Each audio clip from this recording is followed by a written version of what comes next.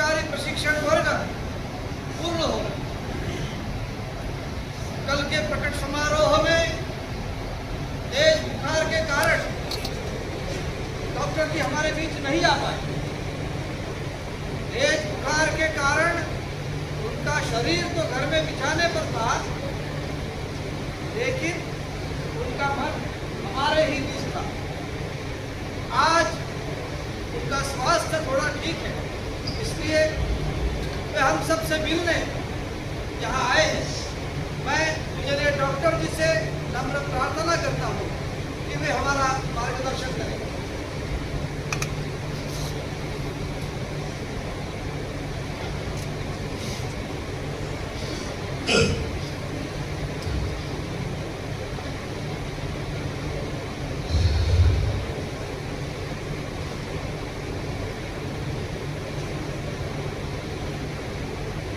आदरणीय सर्वाधिकारी जी, अन्य अधिकारी वर्ग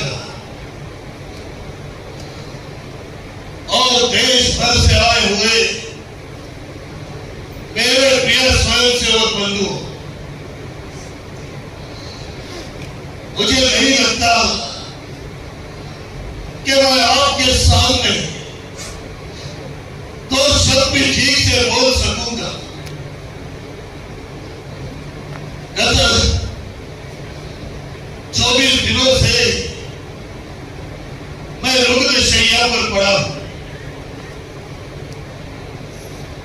आज मैं अपने सम्मुख हिंदू राष्ट्र का लघु रूप देख रहा हूं, परंतु नागपुर में रहकर भी मैं आप लोगों की कुछ सेवा नहीं कर सका। इसलिए स्वयं ही आपके दर्शन करने चला आया। ऐसी कौन सी शक्ति है जो आपका मन मेरी तरफ और मेरा मन आपकी तरफ दौड़ रहा है? भाषा भिन्नता, आचार भिन्नता होने पर भी पंजाब, बंगाल, मद्रास, बॉम्बे और सिंध के स्वयंसेवकों का एक दूसरे के प्रति इतना प्रेम क्यों? क्योंकि हम संघ के घटक हैं, इसलिए शुद्ध सात्विक प्रेममय व्यवहार ही हमारे कार्य का आधार है। प्रतिज्ञा कीजिए, प्रतिज्ञा कीजिए, जब तक शरीर में प्राण है तब तक संघ को भूलेंगे नहीं, ऐसी प्रतिज्ञा कीजिए।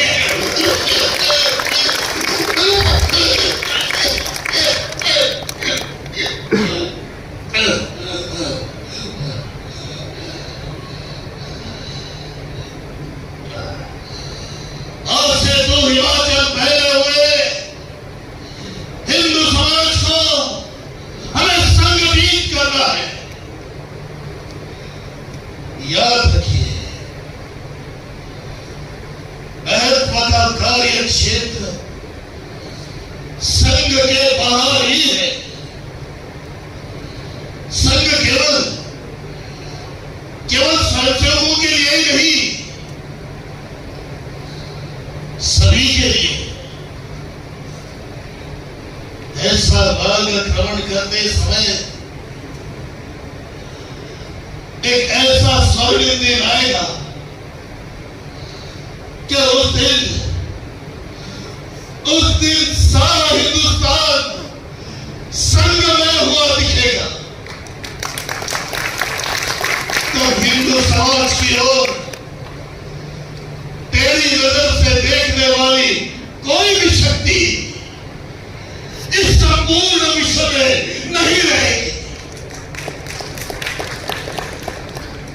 तन मन धन से संग कार्य कीजिए। संग कार्य यही मेरा जीवन कार्य है। यह मंत्र आप अपने हृदय पर अंकित करके ही अपने स्थान पर वापस जाएंगे। इस दृढ़ विश्वास से मैं आप सभी को शुभकामनाएं देता हूं।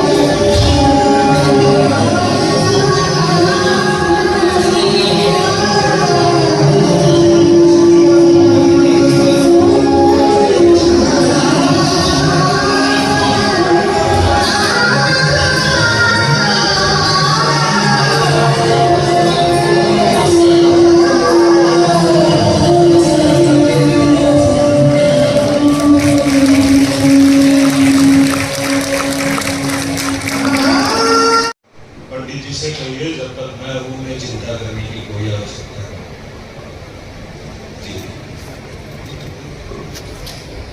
सर गोलवलकर मुझे आएंगे। ले आइए। जी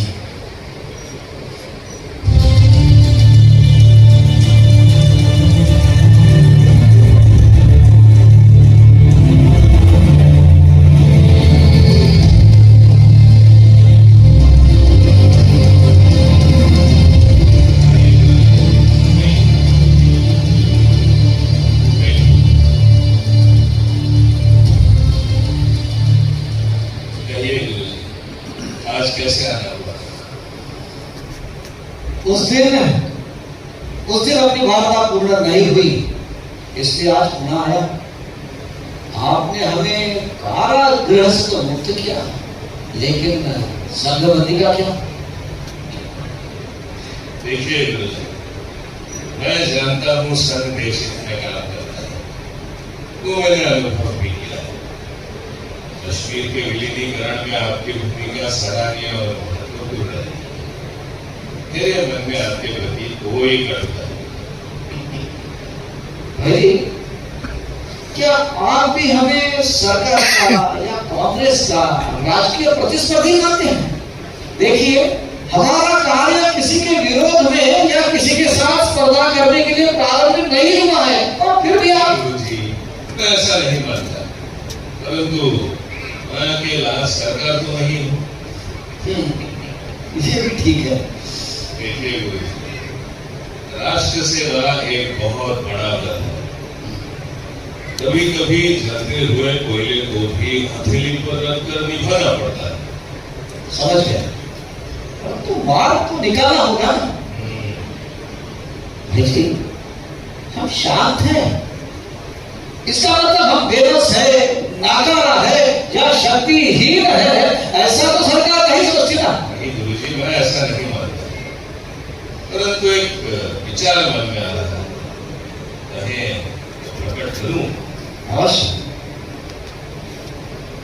मैं चाहता हूं संघ का कांग्रेस में विलय कर देना चाहिए।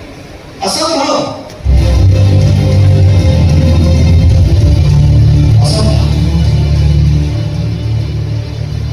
और हम रोज रोज की राजनीति में नहीं आना चाहते, और ये बात अपने हेडेबाजी ने महात्मा जी के सामने ही प्रकट कर दी थी। परंतु गुरुजी, आज की परिस्थिति अलग है। देश स्वतंत्र हो चुका है और आपका और हमारा उद्देश्य भी एक ही है। उद्देश्य तो एक है, परंतु विचारधारा का क्या? देशभक्ति संघ के लिए केवल नहीं है, देशभक्ति संघ के लिए परम कर्तव्य है। परंतु गुरुजी मैं आपसे कहा कह रहा हूँ कि आप विचारधारा बदलिए। आपके सम्मिलित होने से हमारे हाथ और मजबूत होंगे। ये तो ठीक है भाई, परंतु राजनीति हमारा लक्ष्य नहीं।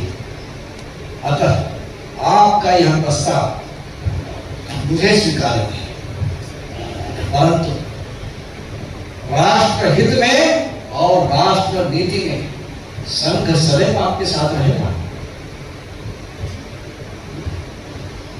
ठीक है, मैं प्रतिबंध के संबंध में कैबिनेट में चर्चा करूंगा, लेकिन तब तक मैं दिल्ली नहीं छोड़ूंगा, ये बात तो पक्का।